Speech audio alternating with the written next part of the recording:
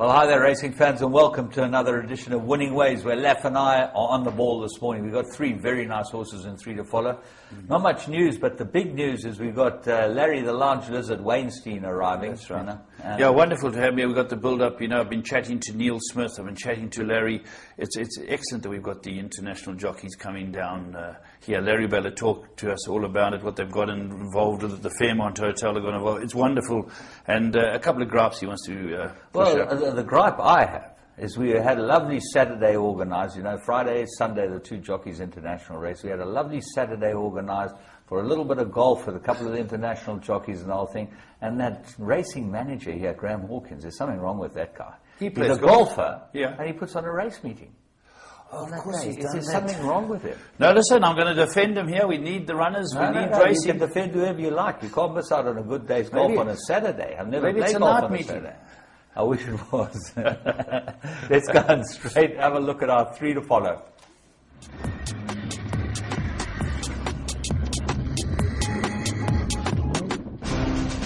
At EPOL, we know from our successful partnership with Mike de Kock that getting the best from your horse is largely related to training and nutrition.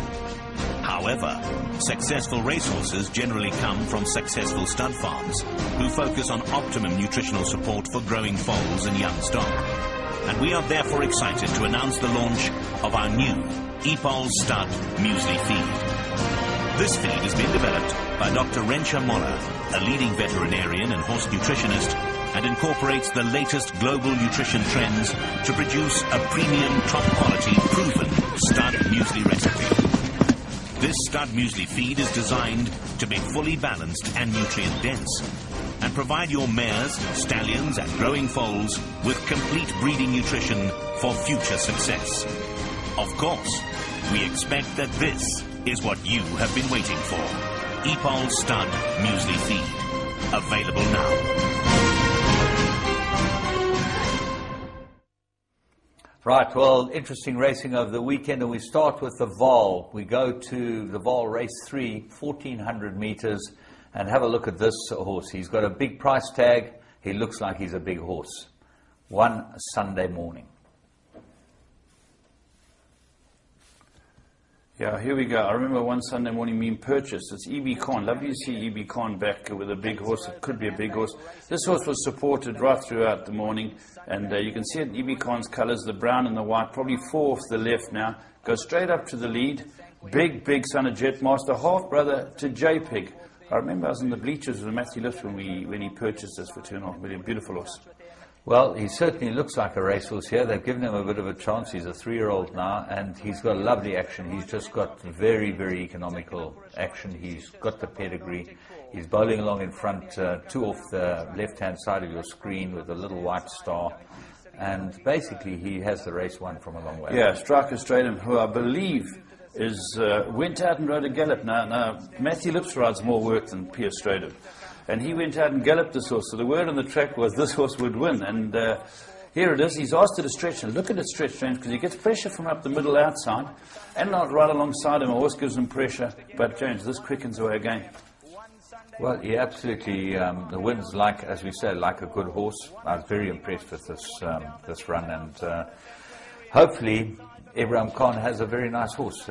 He deserves it. He's been a great supporter of big horses. He's bought a lot of big horses, spent a lot of money, and it shows you pedigree does count. Oh, absolutely, James, there's no doubt. And James, Jeff Woodruff, a top trainer. He knows how to handle any top horse, and this horse has got any chance of being any good. It'll go all the way. Okay, we're going to the next one. We're going to Scottsville, and we go to race 2 at Scottsville, 1,200 metres. Now remember, a lot of the horses haven't had very much work here. So the Ashburton guys have got a very good track there, have had a big advantage over everyone else. But this colt of Sean Terry's, Sagiva by Silvana, ran a cracker. Let's go pick him up. Yeah, this looks to be a very nice horse. As you say, James, a Silvano. And it looked an interesting race. The eventual winner is a horse called Sadu, who runs in the Keith Steinberg's group's colours. It's red and white, and that's come back from bleeding. So it's had 4 months off after being suspended for bleeding. But there were a few other horses that Peregrine King was fancied, and there were a few of them that were fancied to go and win. But the horse you picked up is behind the winner, and in Chris Van Niekerk's colours. This is Look what's in front at this stage. Ivan Neethling having his first ride. Is that him on That's the it, left? on the left-hand side. His first ride, Kats Neethling having his first ride. He's Cruising like along. he must have thought I'm going to win. He thought this was home, but he didn't realize it had a lot less work than it should have had, unfortunately. Good run though, James. Yeah, very nice. And the horse we picked up right in the middle of your screen, he's got the nasal strip on and the white bridle. He's in the Chris Van Niekerk colours. He's now sort of angling out for He's a very run, but green.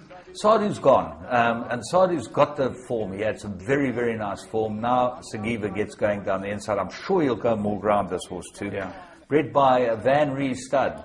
Yeah, I know. You know, man. Yeah, no, Brad, Big Bad Brad. Yeah, but I've had a couple of Brads. He's a good breeder. He's not a big breeder, but he's a good breeder, Brad. And MJ Thriller, he bred for me. He's won a few races when I bought that. And I think he stands Whitechapel.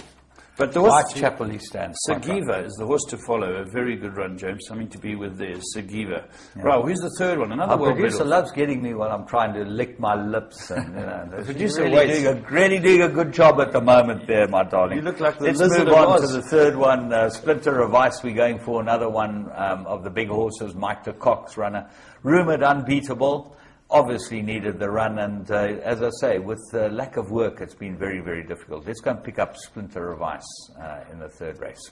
Yeah, this is a lovely horse by Western Winter. And Natty Cotson, the assistant trainer, had said that he was worried about the lack of work because he's a big individual, but he thinks very highly of this horse. And he gets into the race early, James, and tucks him in just off some of the early pace. And the interesting thing, there was an objection. Now, I think it might have just been Splinter of Ice getting tired in the finish, who moves a few over. Your eventual winner, giving Colin Scott the second winner on the day, is right up with the speed in the yellow cap leading. The runner-up who objects is 2 off the left in the green cap, and the horse that runs third is in the blue blinkers. So there they are, the front three are there, but the horse that we found is in the Eoster Silks in the black cap. He quickens up at this stage, James. Yeah, he's just behind them. He moves right through them. He looks like he's going to go and win here.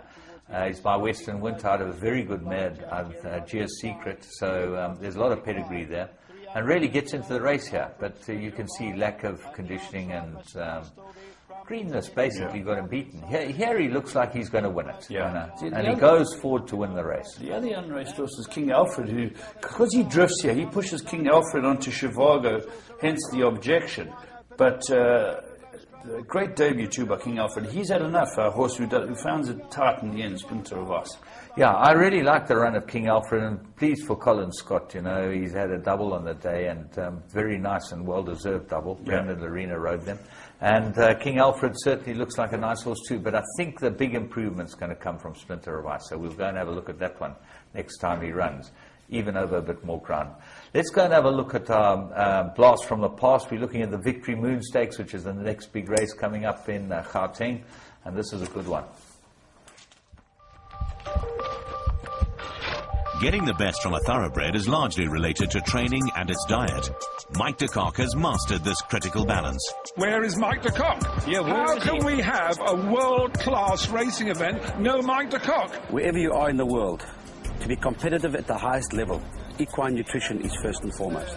Mike de Kock, you're a living legend. Tries to kick the lizards. I've always wanted an edge over my competitors, and I have found the one place I can get that edge was nutrition. The game has been very kind to me, and I'd like to give something back. And so EPOL and I are making my international formula available to all trainers. De Kock has always partnered with EPOL, and together they have developed his own formula, which is truly world-class. The feed is based on many years of research, but now we've pushed the formula further to something that today is a world-class product. I promise you, trainers will see the difference.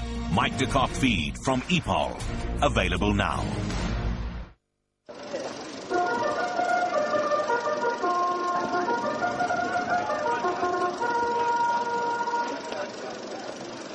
You know, sir, this is the finest fabric money can buy. Done. When you walk out of here, heads will turn. Care for a glass of champagne, sir?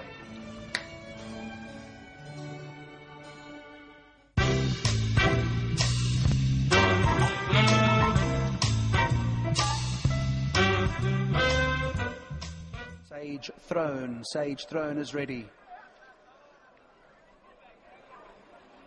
Aslan's installed. There's Piranha going forward now. Rudra. Dark Wind. Ice Axe. And they racing away from that 1800 metre mark, and I thought that Regal Ransom was a little slow out of the gate. Out very nicely in the early stages is House of Wax from an inside jump. Seal is racing up on the far side, followed by Ice Axe, who's racing 2 lengths off the leader, and then it's Soul Masters further back in the field. Sage Throne is racing closest to the fence, and then Piranha, who's alongside of that, but just a little keen and just tugs away behind them now. Soul Master ahead of it. Captain Scott the Greys outside of them now and racing 9 or 10 lengths from that leader. Aslan's further back in the field, and Sadira's now racing behind that lot. In running is the Apache in the orange colours, and that's racing about 9 or 10 lengths from that leader. Then it's Dark Wind is further back in the red and the white colours, as we go back to Regal Ransom in the blue, and Rudra's also further back, and then Il San Petro as they become homeward bound in the Victory Moon Stakes powered by the Citizens. So they get to the top of the lane now with 800 metres left to go, and it's House of Wax the leader from Seal, who's racing away now in that second position, followed by Ice Axe on the inside. Captain Scott, Munge's behind that. Then it's Soul Master further back in the field. Sage Throne is on the inside. Aslan's further back. Regal Ransom is going to go through on the inside. Piranha's on the stand side of runners, but came under the stick with about 400 to go. Munge came through now to pick it up. Seal is racing in the middle of the course. Ice Axe behind that. Captain Scott the Grey is racing in behind that. It's still Munge with about 200 metres to go. Captain Scott the Grey's a couple of lengths behind them. They're inside the final 150. Il San Petro's looking to run on, but it's Munge who's clear in the Victory Moon Stakes powered by the Citizen, and is going to come through and win it by a good 3 lengths to Il San Petro, and then the Apache. Captain Scott Soul Master was further back in the field. Ice Axe, then Rudra. They were followed by Sage Throne, who were racing midfield. They must have finished 10 or 11 lengths from the lead. Well, there was a great pointer for the Vodacom Term July, because this horse absolutely dawdled this race. Yeah. And when you look at a horse like the Apache was behind him, all right, he gave him 9 kilos.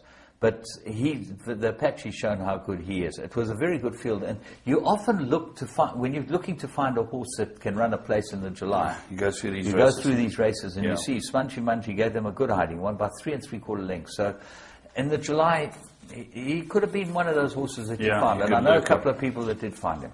Yeah, no, decent horse. Good luck to Tyrone. And Grant Fanico's riding very well for Tyrone. He comes up from the Cape and rides for him. It's very nice to see you. He's a good rider. He's a hell of a nice lighty. Yeah. And he did the job here, and certainly did the job well. Let's go and pick up the Plum of the Week, which is an interesting one.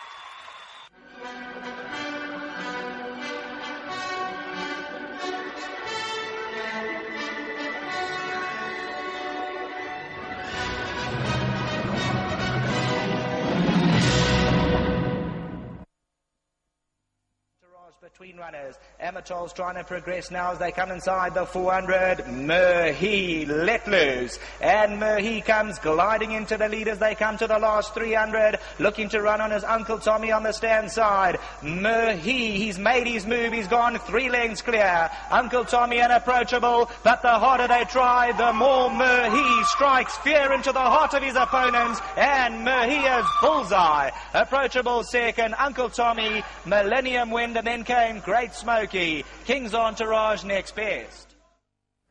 Well, there you go. Murhi, if you were a bookmaker client, you would have got 13 to 10 at best. Laf, you're an Interbet client. Have a little strike on this one? I did. Funnily enough, I really thought it'd be a hard horse to beat. He'd run a cracking race in the sand the time before James, and I thought He ran second to Across the Ice. Across the Ice. He was a great sand horse, and I thought bring him back on turf. This Australian horse can run.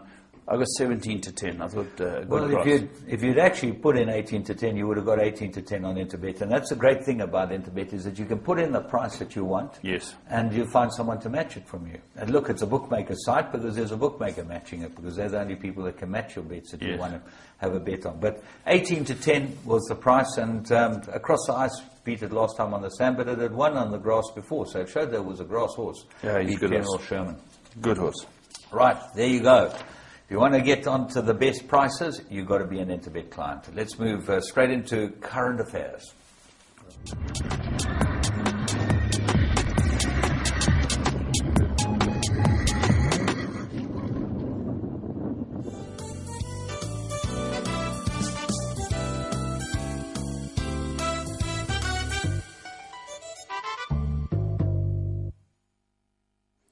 Right, welcome to another edition of Current Affairs. As James alluded to earlier in the show, we haven't got many races around the country, but we had a very good race. The Choice Carriers Championship is a Grade 2 race for fillies down in Cape Town, and probably their leading young filly has come through and won it. But wonderful to see Peter Choice getting involved. Yeah, he's been involved for a couple of years, which is, he's sponsored quite a few races, Peter Choice. He's a smart Aussie, Peter Choice. Smart Aussie. He's a smart boy. You like the Aussie, so the compliment from him is he's one of the few that I like. He's, he's actually a boy who's gone out there and Is he done not it. a Kiwi? And it's interesting that the two big carriers of horses, New Turf and Choice Carriers, both sponsor races, and I think it's very good. They carry the horses all over. Must be a good game to get into, James. What about you and I getting a big truck or two? Can you imagine? You could drive them, and I'll talk to the clients. Okay. Let's go and have a look at the race, because All Is Secret was a return for this daughter of Captain L, who has won big races with Arthur Marcus on. He's gone to ride it again. Let's have a look at the race. Of them on that far side, one rider sitting very awkwardly in behind that. Looks like counters of riding. Perhaps the rider has lost his stirrup, but he's dropping back through the field and forcing others to go around him. They're midway round the turn now. They have 700 metres left to go. Earth's Orbit won that battle for the lead, came round them all. Jet Aglow has gone up to race in second. Butterfly Girl behind that third. Sunset Girl is just in behind that. All Is Secret or corner just 3.5 to 4 lengths off the lead. Princess Salmay back towards their inside. Then comes Intimate Connection. They followed by Counter 10, who's come under a ride behind those. They race down to the final 300. Butterfly Girl has now come forward to pick it up. Butterfly Girl with Jet Aglow up on the outside. All Is Secret is flat to the boards on the outside. Still has a length to make up. Butterfly Girl is hanging tough. All Is Secret's now in full cry up the outside. All Is Secret is charging home at Butterfly Girl, and All Is Secret comes away to win it. Butterfly Girl involved in a photo behind that with Earth's Orbit. Intimate Connection was further back. Well, Vaughan Marshall has produced this horse, Cherry Ripe, and a great ride by the jockey. Time through, going the right way for the fillies guineas.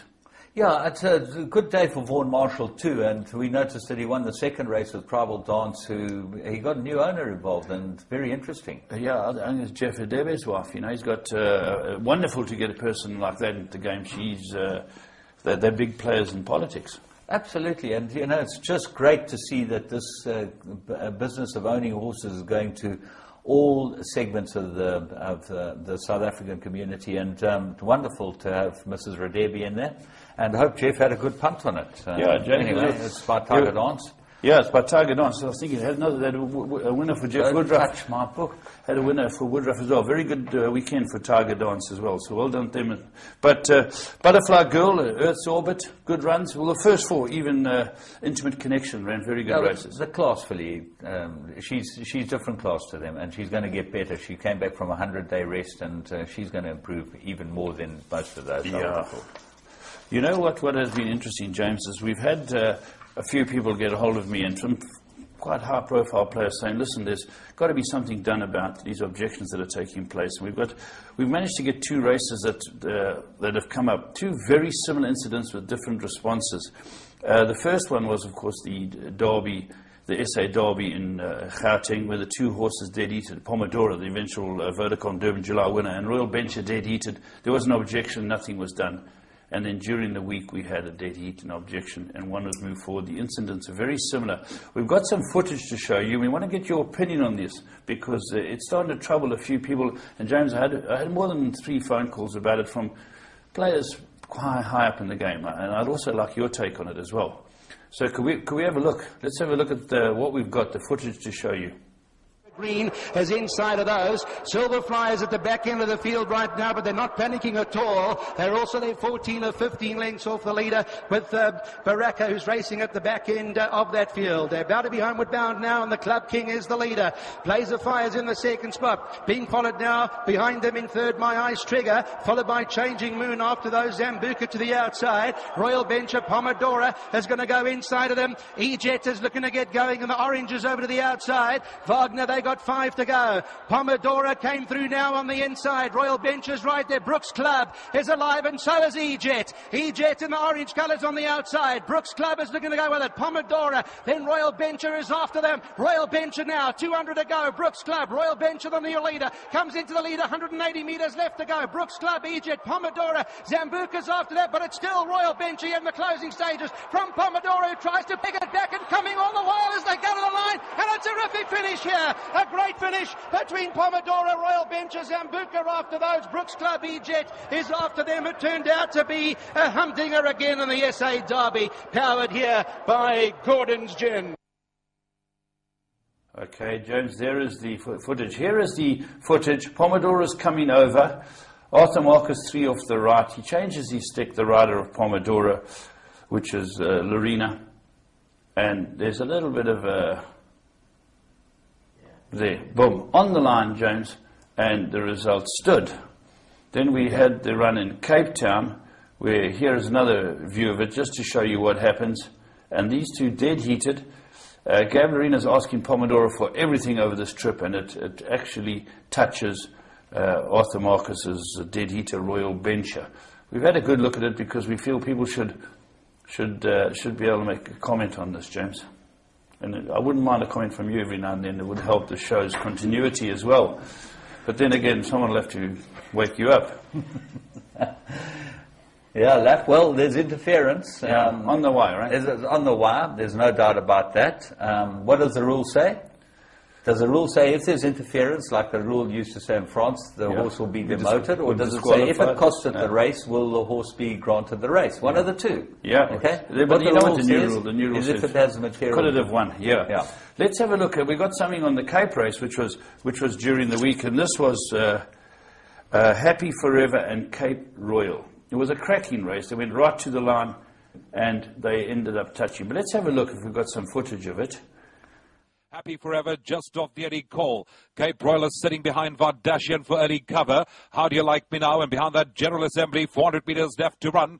Tipo Tinto along the inside. Happy Forever. Cape Royal into the clear is starting a forward move into the final 150. It's Cape Royal and Happy Forever. These two have come together. Tipo Tinto along the inside into the final 150. It's Cape Royal that now gets his head in front over Happy Forever. How Do You Like Me Now comes led up the outside, but Cape Royal is going on the better. Happy Forever lunging through along the inside. Cape Royal, Happy Forever. They hit the line as one. Very close on top. Behind that we had Tipo Tinto. How Do You Like?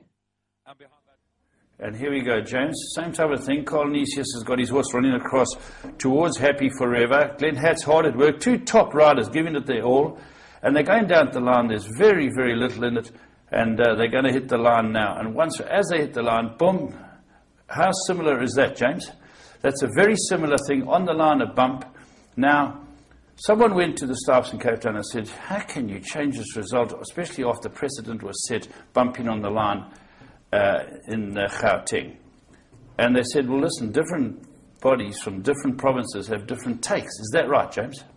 Hey, listen, when you've got humans involved, as you know, anything can happen because they all think differently. Yes. If we all thought the same, there'd only be one woman in this whole world that everyone would be after.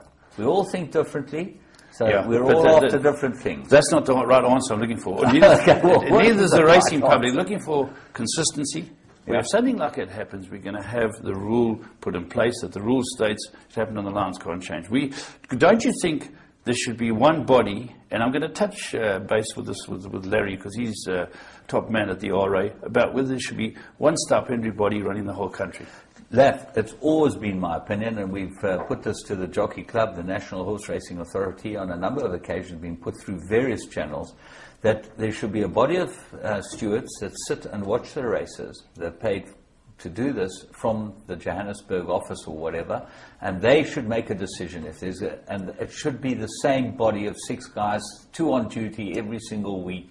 They make a decision to whether, as far as objections are concerned. The stipendiary steward should run the race meeting, and you should have a body of policemen, adjudicators, whatever you want to call them, that sit there and do this job. You know, you get guys who, like Matthew Lips, who's now a handicapper, who are completely impartial. They don't have a bet, they're not interested, they know what the rules are in racing, they're highly intelligent men, they've watched racing all their life. He's a perfect guy to put on there and say, okay, you guys are going to adjudicate these things. Then you will find consistency, because you've got the same bunch of people. But obviously, when you've got people in the Cape Stipes, see things differently to the Gauteng Stipes.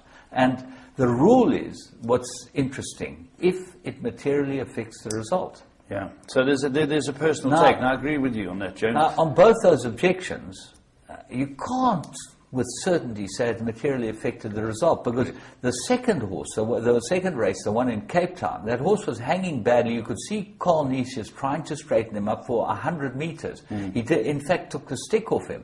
Now, would the other horse have beaten him if there hadn't been the bump? Yeah. I think if he'd gone straight, he would have beaten the other horse easily. Yeah. Okay. So that's the point. And the second objection, the first objection that we saw, Pomodoro was under a really hard ride, and Chris Gerber's horse got the worst of it. There's no doubt. Right on the line. Yeah. Now, who knows whether it affected you know, just getting that point through from James, and I've got to thank the guys who've come forward with this. We want your opinion on this, all you people out there giving us an opinion on what should happen, because we do want consistency, and that's exactly what we've got to try and get, James. I do agree, there are very good staffs all around the country. We have no problem with the staff, but as James says, when you've got an opinion, a personal opinion, whether it's right or wrong, it takes out the consistency element. And Lev, we have this problem perennially in racing. You see the results in Durban that are not changed, and you see results elsewhere that are changed for crossing, bumping, interference, intimidation, all types of things. Because the guys down here might see it differently to the guys in Cape Town and the guys in Port Elizabeth and the guys. But if you had a central body watching racing, and all it is, it's 4 or 5 hours a day, afternoon, come in, have a nice lunch. They can put out a nice linen, bottle of red, a couple of guys sit together, and they can talk about, you know, all the things that have happened to them during the week, and then twice a week those guys come and sit and watch racing. It would be better for the business, I'm sure. No, I agree. So we do want your take on that, because it's contentious. And to give your take, you can always send an email to us, jamesg@Gold Circle. You'll see at the end of the program, and we do letters once a month. We'll go through them and do the emails, and it will be very interesting to see what people think. But as I say, it's one of the few times where I've really got a lot of phone calls about something must be done. So that's why James and I decided to air it. So some people gave us good opinions about it. And people gave us a lot of flack about it. Yeah, a lot of flack, like we had something to do with it. But I think we've made our case, and I think people can come forward. Let's carry on, James. Singapore. Right. Big racing. Well, the interesting thing was the Singapore Gold Cup, and it was won by a horse called Better Life, who's by Smarty Jones. You know about Smarty Jones. Smarty Jones, yeah. Very, very, very good horse. And Alan Munro. Yeah. Alan Munro. And I see him back. He was a very well, you good know rider. who ran second? No, the old firm. Patrick Shaw and Baron Foster got together, and they ran second with a horse called Marito Utrillo or something. Marito Utrillo. Yes. You know? So it was very nice to see him. Deep Pockets ran third, Tenzin ran fourth. And Flax ran in the race. Unfortunately, he didn't win, but he had a big weight to carry, and I think he had to give everything away. Yeah, very good. James, just while we're talking on that, they had the Group 1 Grand Criterium St. Cloud, and it was run by a Holy Roman Emperor horse called Morandi, a very good horse. Guyon and Rouget teaming up there. So that's interesting. But something else you're watching, I know you're a gambling man, you love your poker. I don't know if we can zoom in on this.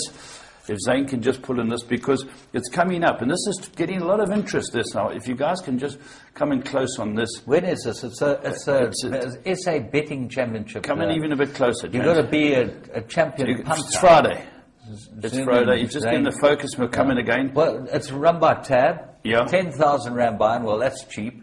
Okay, Yeah, it's here going we to go. be played on the 16th of November. Yeah. Turfentine Race Course. Fantastic idea. And the first prize is in the small print, but it's very let me just small have a look. print. Yeah, it is very, very small should print. have a But look. winner guaranteed 55,000 and a seat at the 2013 TAB Tournament of Champions. First 40 confirmed entries. Funny enough, I got invited. You could go for something I like got this. invited by someone to do it, and they said they'd sponsor me, which I think is a huge error on their part. Sure. Because they know I've got to be the unluckiest punter that ever lived. I'm the luckiest person in life, but as a punter, I'm really unlucky. Ask What Johnny did you Stark. say to me? You don't want to get rich quickly, you just want to get poor very slowly. Is that Correct. right? Yeah. That's a good Yeah. policy. That's And how are you absolutely doing right. getting poor? No, I'm doing very well. Very, very well. But I'm getting poor quicker than I thought I would. You know, so Look for sponsors, James. I've Look got to for put the brakes on it. No, I can't. Listen, I like those type of tournaments, but I don't like the rules to them. Yeah. For me, the rules are, if you want to say to people, you've got 10,000 Rand to punt on the day or whatever it is, have a go. You have whatever bets that you want to have. Yes. Okay? And at the end of the day, the guy who comes out with the most money is the winner. Okay. And you're not half your stake got So, to be oh, yeah, paid they- on they've got every a single system, race yeah, and this okay. and that and the other. And so now you suddenly win 30 or 40 grand on a race. You've got to play half on the next race, which is a merit you rate of ever heard- 68 fillies and mares. Have you ever heard that saying, never take advice from a poor man? Yeah. It applies here. Okay. All right. I think, Thank James, you. anything else? Gavel Gavel House, House, yeah. yeah. Let's go and have a look at what they got for sale. They've got a couple of nice ones this week. Gavel House is a website that is selling horses every day. It is independent, proven, and reaches places most others can't. For just 500 Rand, you can advertise your horse until sold, where buyers and sellers deal direct and pay no commission. So why wait when we can do it all for you at gavelhouse.com? Here we go. Is it quail or quailer? You know about that. I know about quailing, but I don't know Yeah. about quailer. Well, that's what I thought was. Yeah, it's a 4-year-old winning filly by Magog, and they're just looking for an offer. Yeah, you make an offer. She's for lease, okay, and she's been trained by Bart Rice. That's right. And Bart, he's a sharpie, that Bart Rice. I Yeah, can he tell you, kicks you know, over. he knows the filly. He's won with her, so certainly worth looking that one up. Yeah. And the other one is Gris Cheval, which is this from down in Cape Town? Yeah, this is Brett Crawford's. Now, an interesting, Brett Crawford, he's a top trainer, and he's looking for 8,500 for 10% share. So he's valuing her at 85,000. She Well bought done. Casey Tibbs out of a very good mare. That mare, Hale Monty, was a very good Very mare. good. Good family. She's that mare of Star Guest and all those That's right. horses. Very good family, yeah. Very good family. And he's just been broken in, so he's a young horse. Obviously, that no one knows anything about him, and obviously at this type of price, you've got a chance, you know, with the stakes the way they are. that can't hurt anybody. That's Yeah. very good. So there are two interesting horses that you can get yourself in with. All right, James, are we ready to speak with Larry? We're ready to look at Larry the Lounge Lizard, as he's affectionately known. He's certainly made his mark in Gauteng, and as you'll see, he's probably one of the best dressed men you've ever seen. See if you can get a shot of his alleys. He's always got good alleys He's on. always got wonderful alleys on, yeah. Well shot. Let's go to Larry Weinstein.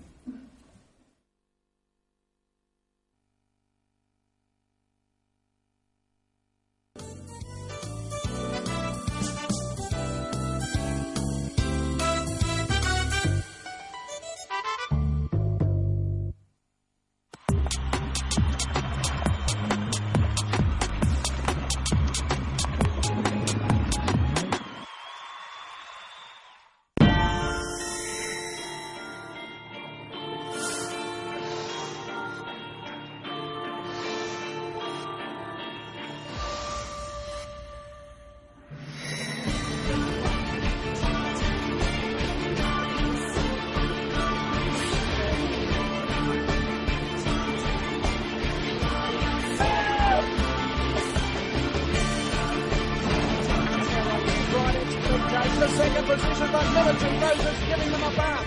That's one of the biggest millions I've ever seen. Grace Bellana, the leader. Grace Bellana. Grace Bellana.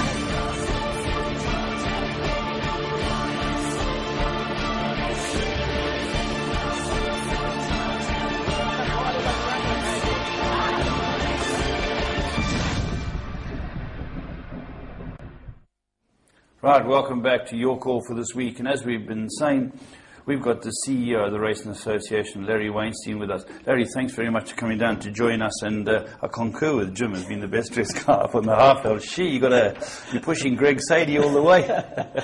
Thanks, Paul.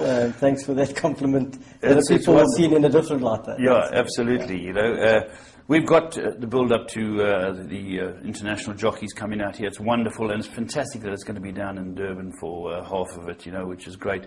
And let's talk about what's happening with the international team first, because there's been a change in the riders. The international team, there has been a change. Jamie Spencer, unfortunately, can't make it. He's been appointed to ride for Sheikh Farad, and he has to go to Dubai. And the international team, because they won it last year, they didn't want any interference from us picking riders, and they've asked us to bring Paul Malrin, yes. Paul Malrin's a very, very good rider too. So, but that was very good. You went to them and said, guys, listen, Jamie's got obligations. Can we sit down and put it together? Because their team captain is going to be the champion jockey in England, Richard Hughes. Richard Hughes is their team captain, as he was last year, and they take pride and honour in beating our South Africans last year, as our South Africans want to defend the title this year, if you can call it that. But that's what it's about. It's creating a lot of atmosphere, and it's creating competitiveness amongst the jockeys, which is great. Great riders, all of them. And just before we run through the jockeys team, especially the invitation team, it's 2 race meetings. Is it a cumulative? It is a cumulative. We have the 4 races on the Friday night, and which points are allocated for finishing wherever they do. And then there's a Victor Ladorum. 1 jockey wins the Friday night. And then we go on to the Sunday, which is here at Clarewood. And the same process happens where they're allocated points for finishing wherever they do. And then there's a Victor Ladorum for the Sunday. And then the points are added together. And then the team who's got the most points wins the event. Okay, now, it's obviously a great plus to have the British champion jockey. Richard Hughes, tall, he reminds people of the Longfellow himself, because he sits still on horse. He's a great rider, Larry. He's an absolute master, and he's shown it this year by achieving what he has achieved. I mean, he achieved winning 6 in a row, and then just missing out the 1. So, I mean, it's fantastic. Yeah, he's red hot. Now, Jimmy Fortune's an old pal of ours over in this country, a very good rider too. Jimmy is a fantastic rider, and it just shows what the team and his fellow riders think of him to put him into the team with them, and he's always one of the first that gets said, well, Jimmy must be in the team. So it just shows you. Absolutely. Now, a lot of people are going to want to do interviews with Tom Queally. He had an association with arguably the greatest racehorse ever, Frankel, who has been retired after winning the Champion Stakes. Wonderful to get Tom Queally. It's unbelievable. You know, we got him last year, and he had the races that he had won with Frankel, and obviously we followed him quite with huge interest, and I was fortunate to be over in York when he won at York. I believe they treated you like a king. Even the jockey, they were very warm to you. They were pleased to see you, and it was great, wasn't it? Unbelievable. They love the South Africa, and yes, everyone says they're coming on holiday, but there's other events all over the year where they do go and they're treated as not as well, but the guys, they wouldn't miss coming to South Africa unless it was untoward, which has happened. They really did. Tom Queally went out of his way. Just after he'd won with Frankel, he just excused himself and came across and greeted me like a long-lost brother. So, I mean, it's fantastic. Our racing certainly is making an impact. People get to watch it, I think, in 44 countries, and I'm just digressing. I'll digress all the time. This was the brainchild originally of Neil Smith and Tex, and then you sort of joined the flow. Correct. They've been trying to get this thing off the ground for about 3 years, and when I came into the RA as chairman, they approached me and said, is there something that I can do? And at the time I approached Steinhoff, who actually were the sponsors of the Summer Cup, and then we got the first year running on the Summer Cup with the Jockeys International. after that, the sponsors felt that they just felt that there was too much else going on in the Jockeys International. You know, you weren't able to do for sponsors what you would like to because there's a main sponsor. Like any event, the main sponsor's got to get his day. Yeah. And then we asked if we could take it over as the RA, and then it was given to us to take over. And the first year, the RA put big money in to keep it going because nobody wanted to sponsor it. Yeah. And with the help of certain industry players, everybody contributed, whatever amount, it all helped. And then it's just grown bigger and bigger. And obviously this year we've had Avis Coach Charter, Egypt Air, and a whole host of others coming in. Fairmont Hotels now, speaking to Neil Smith about Fairmont Hotels, they've come on board and they've got some wonderful specials. Have you seen their place? I was fortunate enough to stay there with the launch of the Jockeys International. Fantastic. So it's unbelievable, and they really want to do something with racing, and not just the Jockeys International, with other race meetings as well, where they'll be offering people packages for the July Gold Cup and whatever, which is fantastic. It's what the industry needs. They've got some real good deals there, so if you can get all the Fairmont, if you want to come down and watch it, Clairwood, on Sunday. And then let's move on to the team again. Now we've got a Brazilian, Joe Moreira. Tell me a little bit about him. Joe Moreira rides in Singapore, and every week people watch him riding, and he wins 2 or 3 races a meeting. The other day he won 6 as well, not in a row, but or 5, I'm not sure. I think it was 5. But he's unbelievable. He's topping 600 winners there in a short space of time. And even he's highly spoken of even by the European guys who are coming. A question I've got to put to you, because I don't know, can he speak English? Yes, he can. He'd be Portuguese, wouldn't he? He's Brazilian, but he can speak English. Yes. So enough to you understand. Communicate. When you tell him go at the front on something, you know, he can't pull a Figueroa on us, eh? He jumped badly. Well, he jumped badly. Well, Willie used to get by. I'm sure he gets by. And I mean, you've got English trainers over there, so I'm sure he speaks English. Yeah, I'm sure he does. Now, just a question. And now, let's talk about I'll leave Shamie Heffernan for last, but let's talk about Paul Mulrennan, because they wanted him. They say he's a team player and he's a very, very good rider. He's come out. He's been. The jockeys have said they want him in the team, and I just read up about him. He's an up and coming sort of 20. Yeah. He's 28, up and coming. Yeah, young for a jockey. Yeah, but he's done well this season. He's had 1 or 2 winners. You know, he's famous for that win on Dandino. Yes, with a cracking good ride. You know, he won that race. And then let's move on to Shamie Heffernan. Now, are you getting a lot of Guinness out here? There's a couple of Irish names coming through, you know. There's a lot of Guinness going to be needed for this crowd. Well, it makes me wonder, because if you look at the team, it's mainly the Irish jockeys, plus you've got Joe Moreira. So if you look at that... He'll be speaking Gaelic by the time he goes back to Singapore. The thing is to try and understand them when they talk to you. That's it. Let's talk about Shamie Heffernan, because he's in a unique situation where a lot of people out there don't know. Shamie Heffernan's the only jockey who's fought out a finish riding against his wife. Now, I want to make this clear. It was a short head. They went the wire. They were both fully at it, and they both got a whip riding excessive use ban. Now, jockey beating his wife, that's the norm, isn't it? They just don't listen, do they? That's an unbelievable story. But the other thing that people don't realise, and looking up on his record this year, because we don't get much of the Irish racing, he's ridden 10 Grade 1 winners. Yeah, he broke his leg last year, didn't he? Yes, correct. So that's why he's been a bit quieter, but superb, but amazing. Can you imagine you and Lucille fighting out a finish on horses? Like boom, boom. Yeah. Must be hell. But what do you say afterwards to your wife? I told you. Yeah. I never say that to my wife, I told you. No, you can't say that. Never win a fight with her. No. Yes, dear, is one of the better answers. Eh? Yeah. Okay, and so it looks like a very strong team. And... being the holders, if you can call it, or being the champions, they're the Man Cities of the riding at the moment. Everyone wants to dethrone them. And the South African team is very, very strong. We've always got a strong team. But a few questions have been posed to me as, how does Jeff Lloyd qualify?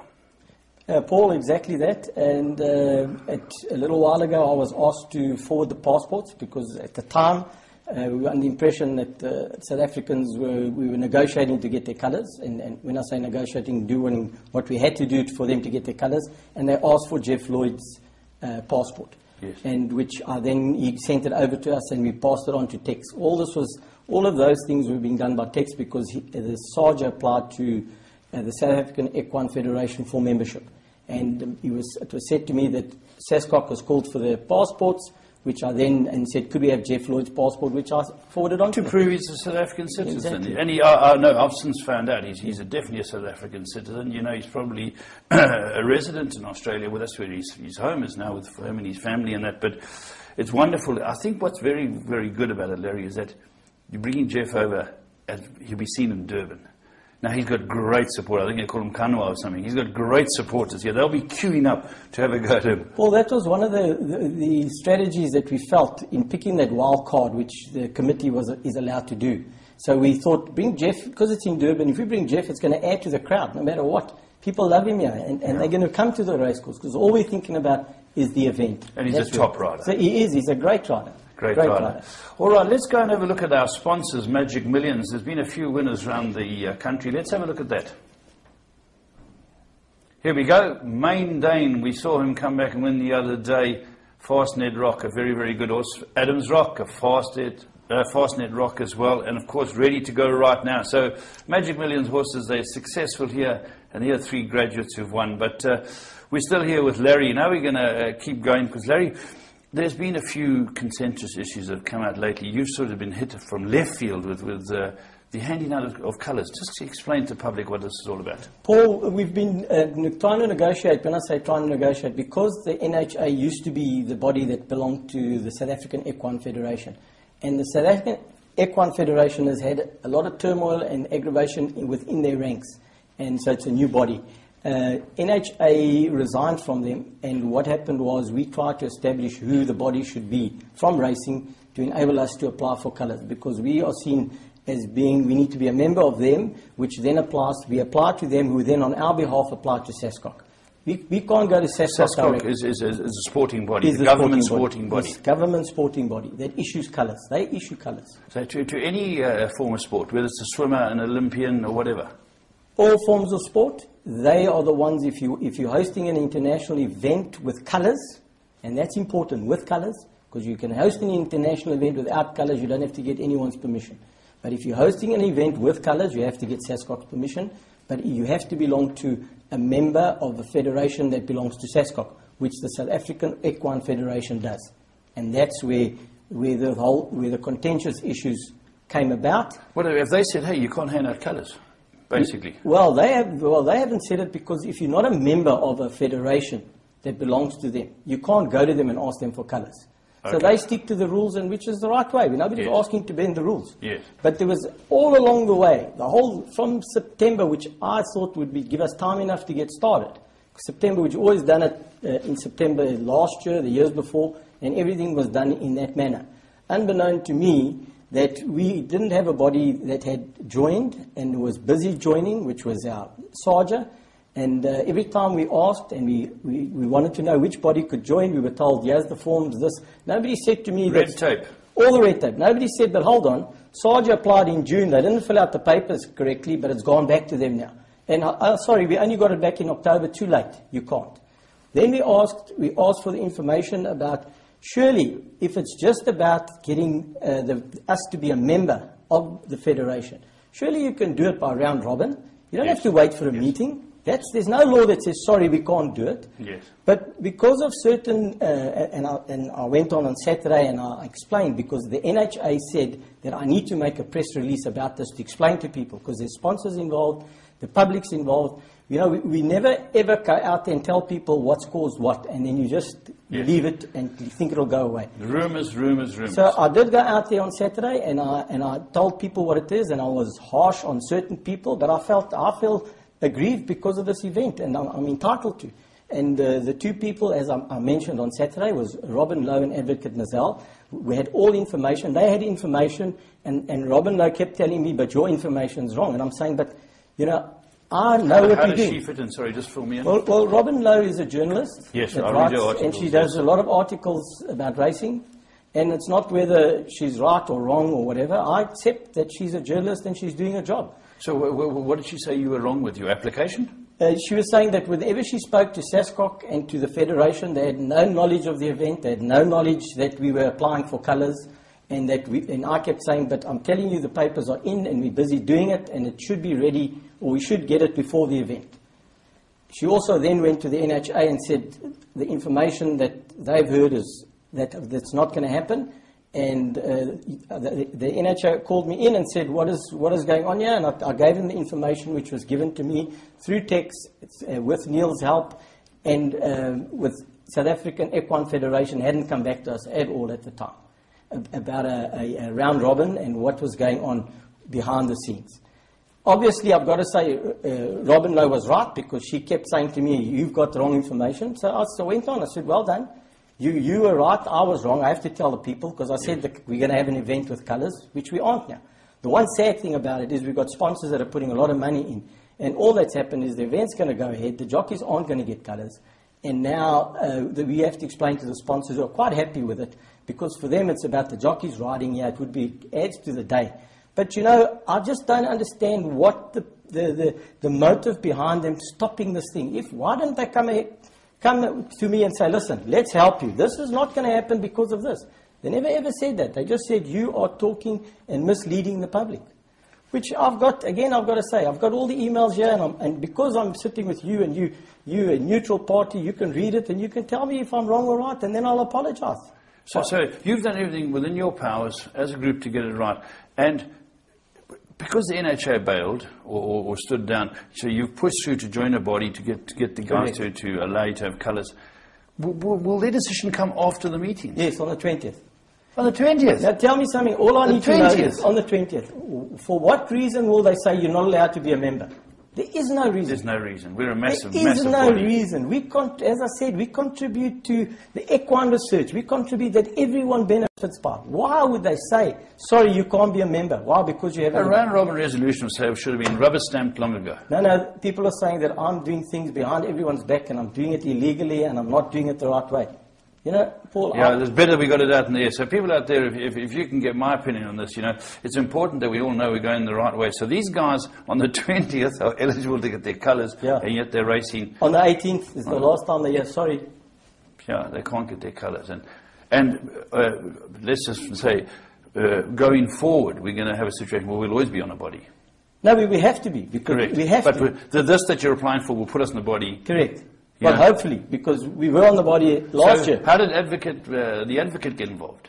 Well, him and Robin Lowe teamed up together, and they went to see or emailed and spoke to people and said, and everybody said, you know, we know nothing of this.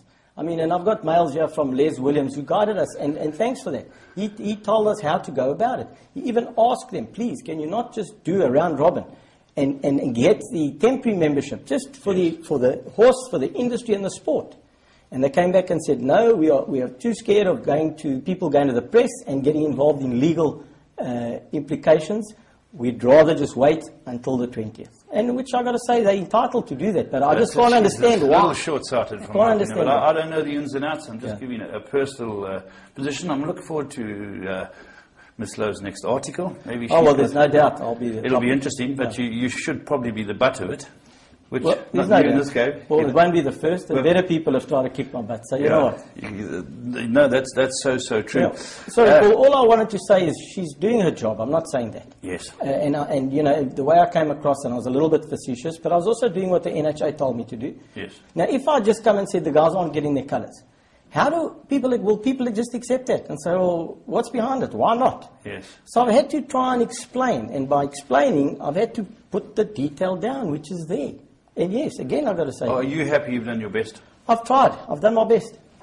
And hopefully the detractors out there will understand the Jeff Lloyd issue, will understand how good it is. The bottom line is, and I think it's very important people realise, is we're getting international riders here. It's a fantastic time. Well done to the sponsors. It's excellent. And Larry, you, Neil and Tex, 10 out of 10, because this is what we need. Natal is really looking forward to it, or KZN. But before I let you slip off with your Romani suits and that, I want to ask you, James and I were talking about this objection story that's coming about, and we've had a bit on our show where dead eaters have had different results at the end of objections for similar instances, and we're looking for continuity or consistency with Stout Henry. You're the CEO of RA. Has it ever come on your desk? No, it has, and Paul, I'm not just the CEO of RA, I'm actually on the board of NHA, representing the RA. Okay. So these things have been put on the table. We have... put it in the minutes that we want things sorted out, because the rules are the rules. And if you follow the rules, that's got to be national rules. You can't have different rules for different provinces, whatever the case is. But the problem is, as you mentioned earlier, is that it becomes personal. It becomes somebody's, what they see and their own take. And if you're asking them to do it, you can't tell them, this is what we want you to do it this way. Yes. But if you stick to the rules and you've got and rules for all the provinces. And besides the objections, there's rules of taking horses down, rules where horses going to the pens and start with jockeys, without jockeys. In Gauteng you can't do it, in KwaZulu you can. What is that all about? Yeah. All we're asking of the NHA, and I'm talking now with the RSA and owners, on behalf of owners and punters, please be consistent. Let's be consistent and let's make rules that for everybody, and it's the same rule for everyone. Are we going that way? They are going that way. They're busy changing a lot of rules which are outdated, so they're busy with that.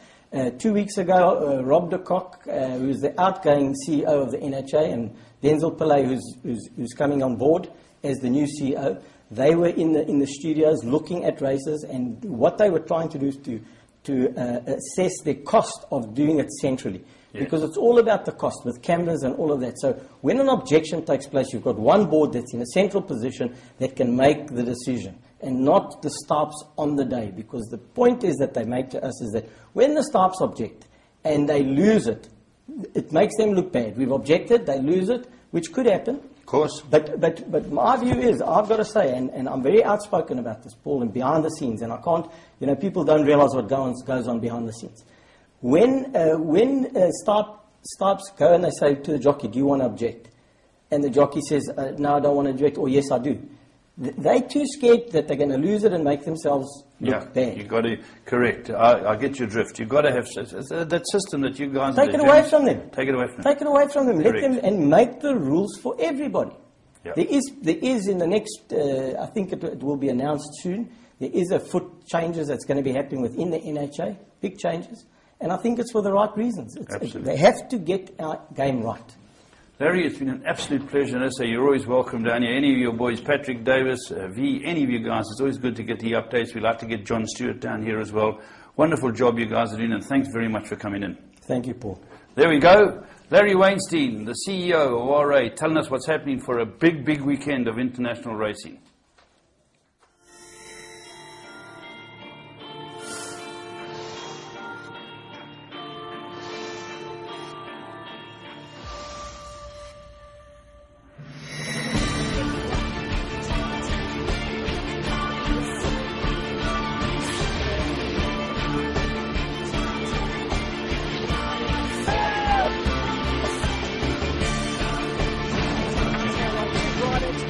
The second position, but Military goes and giving them a bath. That's one of the biggest millions I've ever seen.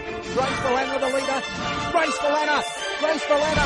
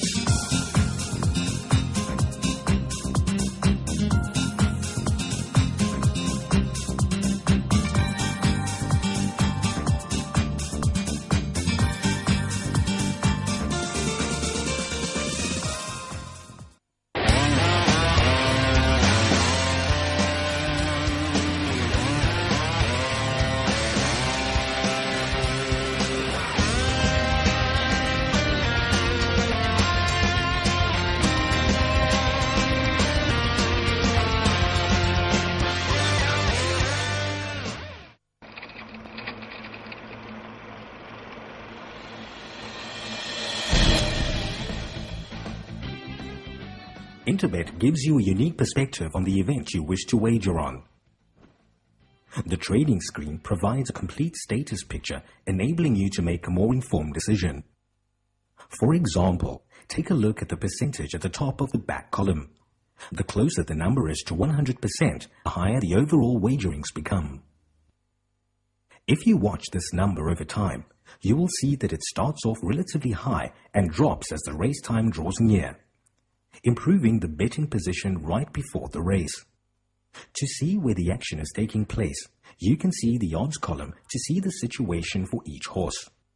Green means that there is more money on the horse and therefore the odds are shortening.